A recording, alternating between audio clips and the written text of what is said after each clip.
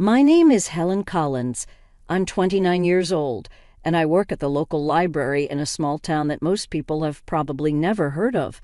My life is simple, maybe too simple for some, but it's mine. I've always been the quiet type, preferring the company of books to the loud outside world. The library is my sanctuary. It's a small old building with creaky floors and shelves that have seen better days, but to me, it's perfect. Every day I open the library doors at 8 a.m., turn on the lights, and breathe in the familiar scent of books. It's a routine that never gets old. My parents passed away when I was young, so I was raised by my grandmother. She was a kind woman, always encouraging me to read and learn. But she's gone now too, and I'm all alone. No siblings, no close relatives, just me and my small world. "Good morning, Helen." Mr. Jenkins, a regular visitor, greets me as he walks in. He's an elderly man who spends his days reading history books. "Good morning, Mr. Jenkins. The new shipment of history books arrived yesterday. I've set them aside for you," I reply with a smile. "Ah, you know me too well, dear," he chuckles, shuffling towards the designated shelf. The day goes on like this, with familiar faces coming and going. I help a group of kids find books for their school project, recommend a romance novel to Mrs. Harrison, and guide Mr. Thompson to the science fiction section. It's a quiet life, but I like it. I find comfort in the predictability, the routine. And then one day, everything changed. The day Jack walked into my life, he came in looking for a book, but I could tell he wasn't the regular library type. He seemed out of place with his crisp suit and confident stride. "Can you help me find a book?" he asked, his voice smooth and inviting. "Of course, what are you looking for?" I replied, trying to keep my composure. "It's a novel, The Great Gatsby, I believe." "Right this way," I said, leading him to the classic section. As I handed him the book, our hands brushed briefly, sending a jolt through me. It was a simple touch, but it lingered in my mind. "Thank you, Helen," he said, reading my name tag. "I'm Jack. It's nice to meet you." That brief encounter marked the beginning of everything, the beginning of a love that I thought would last a lifetime, the beginning of a journey that would take me from the quiet life I knew into a world of chaos and betrayal. If only I had known then what I know now. Maybe things would have been different, but life doesn't come with a warning label, and sometimes we just have to learn the hard way. After that first meeting, Jack began to visit the library more frequently. It was odd, considering he didn't strike me as the reading type. But every time he came in, he'd ask for a book recommendation and then spend a few minutes chatting with me. One day he walked in just as I was struggling with a box of newly arrived books. "Need a hand with that?" he offered, walking over. "That would be great, thanks," I said, relieved as we placed the books on the shelves. He asked, "So, Helen, what got you into working at a library?" I shrugged. "I've always loved books. They're like friends, you know. Plus, it's nice and quiet here." He laughed. "I can see that. It's like a whole different world."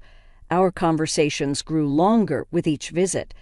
I found out that Jack worked in his family's business, something to do with real estate. He was easy to talk to, and for the first time in a long time, I felt like someone was genuinely interested in me. Then one day he surprised me.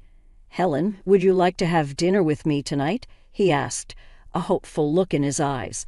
I was taken aback. "Like a date?" "Yes, like a date," he smiled. I hesitated. This was new territory for me, but there was something about him that made me want to say yes. "Okay, sure, I'd like that." We went to a small restaurant in town. It wasn't fancy, but it was cozy. We talked about everything and nothing, and for a few hours, I forgot about my usually solitary life. Walking home, Jack said, "I had a really great time tonight, Helen. You're very different from the people I usually meet." I didn't know how to respond, so I just smiled. He continued, "I'd like to see you again. Would that be okay?" I nodded. "Yes, I'd like that." From then on, we started seeing each other more regularly. He'd take me out to dinner or we'd go for walks. It was nice, for once. I felt like I was part of something more, part of a world that wasn't just about books and quietness. It wasn't long before I fell for him hard. He was charming and attentive, and he made me feel special. And when he proposed, I didn't hesitate. I said yes. Looking back, I wish I had seen the signs. I wish I had known that the charm was just a mask, a cover for something much less pleasant.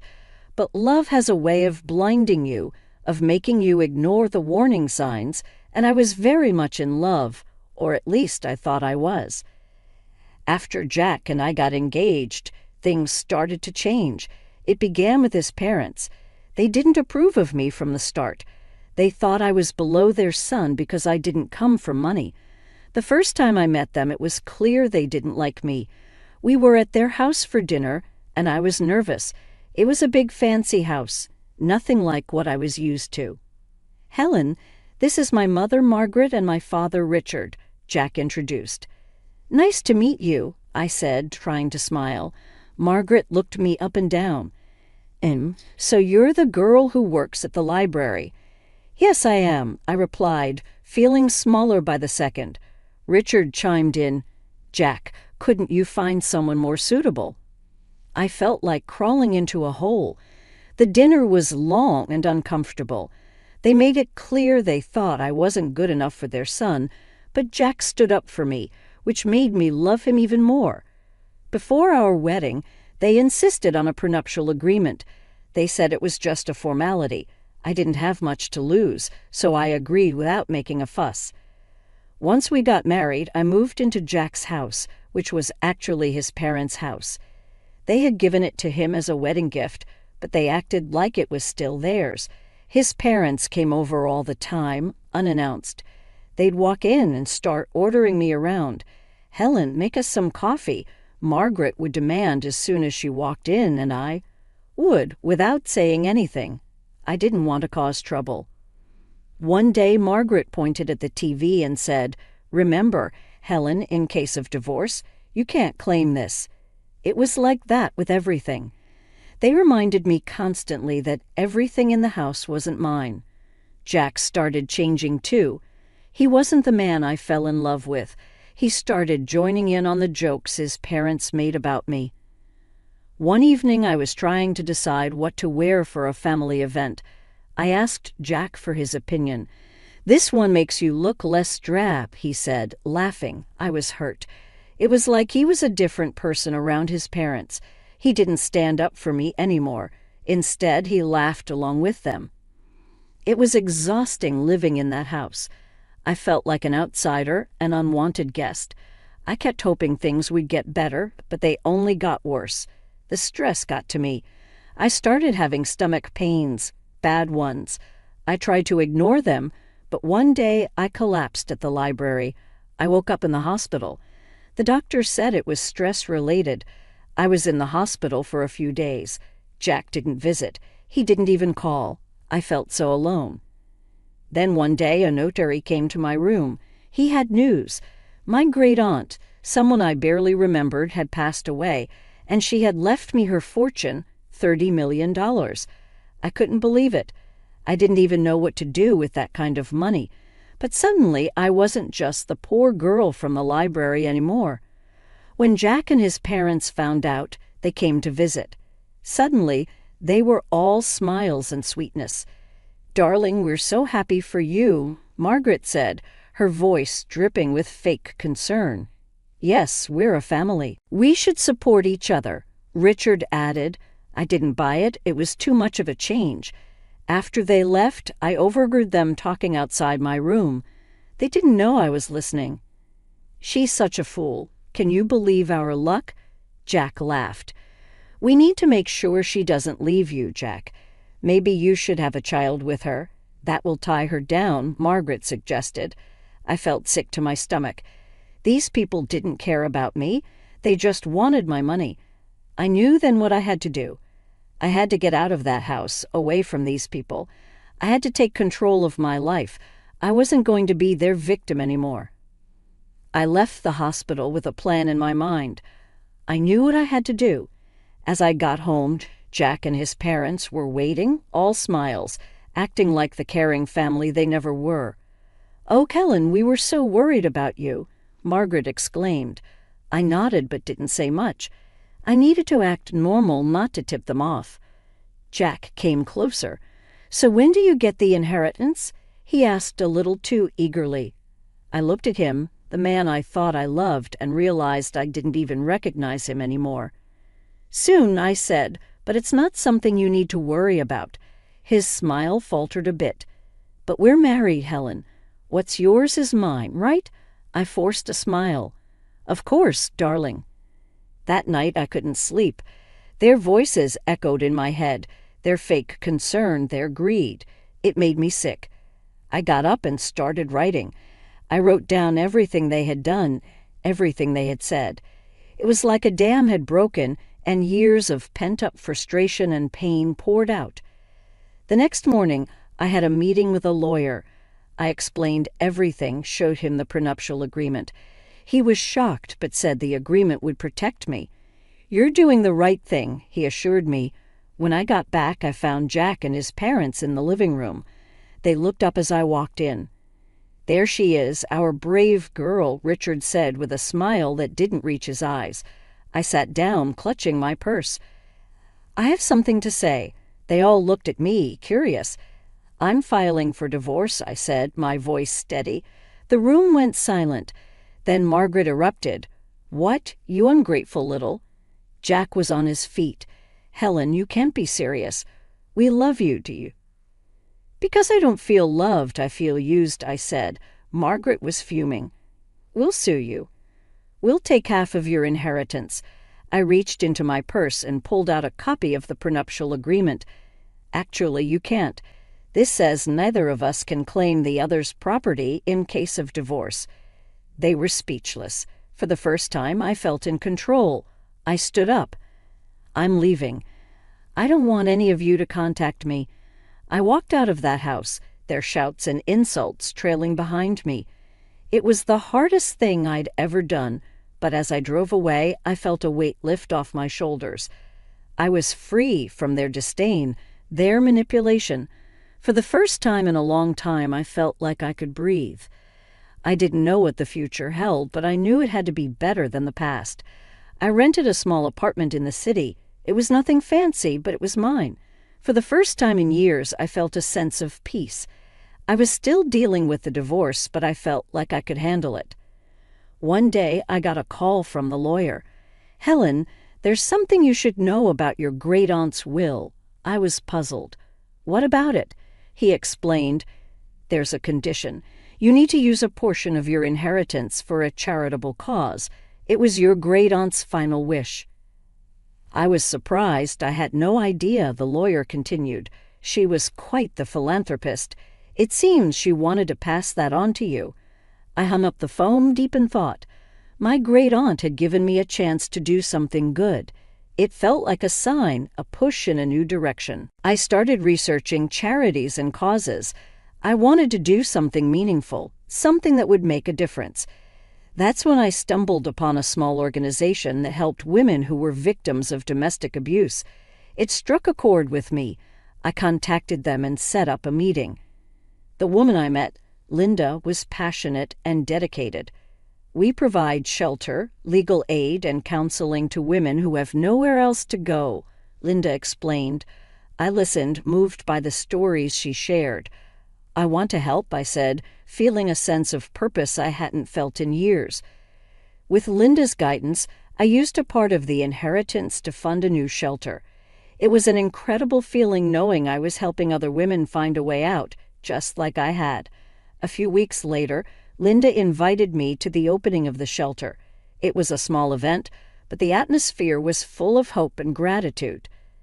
As people mingled, I noticed a familiar face in the crowd. Sarah, an old colleague from the library.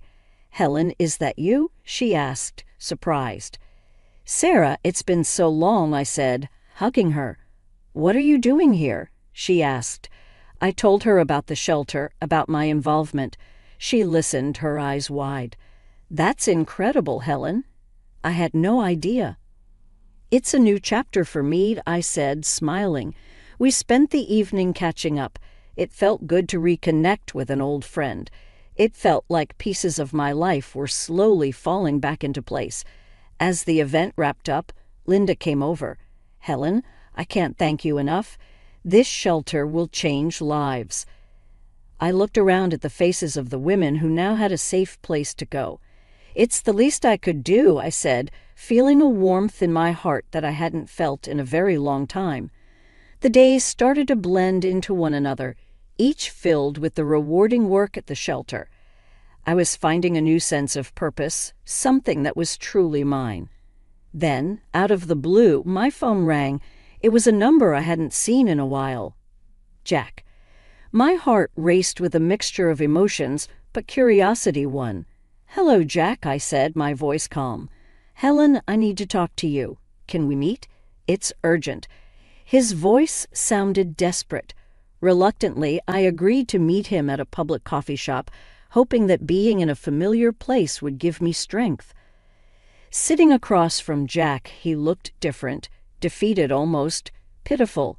His eyes were pleading. "Helen, I made a huge mistake. I want you back. I've realized how much you mean to me," he blurted out. I looked at him, feeling nothing but contempt. "Why now, Jack?" he sighed. "My parents, they controlled everything. They were the reason our marriage failed. I was weak, but I'm different now." I felt a surge of anger. "You blame your parents. You stood by while they treated me like dirt. You laughed with them, Jack." He reached for my hand, but I pulled away. "Please, Helen. I know I was wrong. I've changed." I stared at him, seeing the man I once loved but now felt nothing for. "Changed or not, it's too late. I feel nothing for you, Jack. Nothing but contempt." His face fell, and for a moment I saw a glimpse of the man I married, but it was fleeting. "I'm sorry, Jack. I've moved on. I have a life now, a purpose. There's no place for you in it," I said firmly. He nodded slowly, a look of resignation on his face. "I understand. I just had to try."